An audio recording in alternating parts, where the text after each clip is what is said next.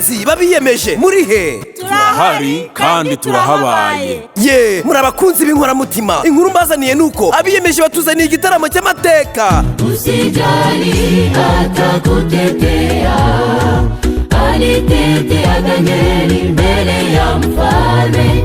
Kweli ni tamasha ya juu sana. Ni furaha gani, jameni ni furaha gani.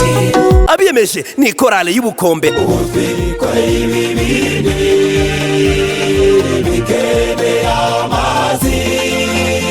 Abiyemeje barakunzwe, abiyemeje bakunda Imana, abiyemeje baririmba neza di.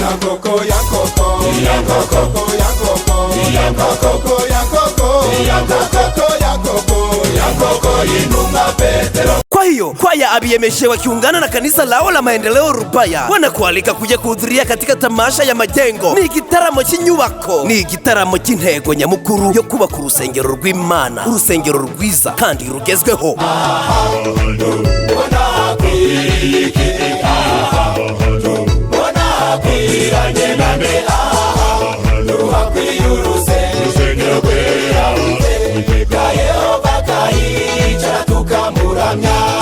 Kwa hiyo siku mbili zimeandaliwa kwa ajili ya kujenga kanisa hili, kila mtu akileta mchango wake kadri Mungu amembariki. Iminsi ibiri zarateguwe kubw'iki gikorwa.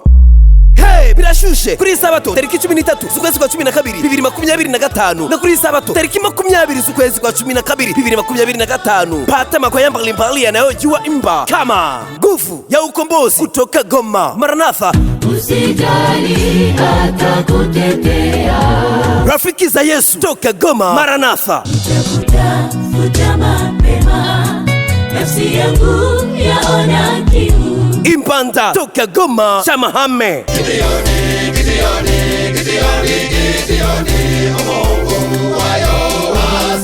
Musingi Family toka Goma, Kituku, nitakutii mume wangu, mke wangu, abarinzi b'umurwa wera Wesha, mbega umugabo mubiwe, mbega umugabo mubiwe, mbega umugabo mubiwe. Maranatha kwaya Gasura, ingero nzaririmba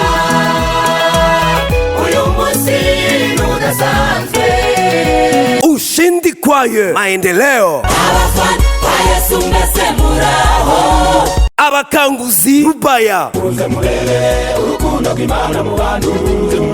Mvua ya Masika Rukaza, Ntuma Mwami Wesha, Abashikanani Mokwe, Abaneshi Kachihembe, Nguvu za Yesu kwaye Maendeleo, Wafariji Maendeleo, Intwari za Kristo Kachihembe, Ubumwe Gasura, Il est vivant Gasumo, Abahamya Gasembe, Amour de Dieu Butera, Vainqueur Rukaza, Jésus revient Rubaya, turi mu rugendo kwaye, Umurengezi kwaye Kabingo na abiyemeje gospel wataimba. Abagabo biganza muri hehe